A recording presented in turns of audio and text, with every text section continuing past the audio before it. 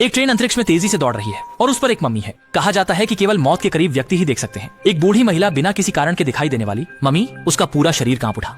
Mummy धीरे धीरे बूढ़ी महिला की ओर बढ़ रही थी, लेकिन अजीब बात यह थी कि केवल वही उसे देख सकती थी। वह चाहती थी कि सेवक उसे भगा दें, लेकिन बाकी लोगों की दृष्टि में मम्मी का कोई अस्तित्व ही नहीं था और आसपास के लोग उसे उम्रजन्य विकृति का समझ लेते थे। सामने बैठी पोती उसे लगातार सांत्वना देती रही, लेकिन मम्मी धीरे धीरे करीब आती गई और अगले ही पल उसने अपने दोनों हाथ बूढ़ी महिला के सिर पर रख दी। बूढ़ी महिला तुरंत जीवन से वंचित होकर सीधे ट्रेन में मर गई। जल्दी ही यह खबर पूरे ट्रेन में फैल गई। सभी बेहद घबरा गए, जबकि डॉक्टर ने मम्मी हत्याकांड की हंसी उड़ाई। लोगों को मरने से पहले भ्रम होता है और फिर यह बुढ़िया तो पहले ही 100 साल की हो चुकी है।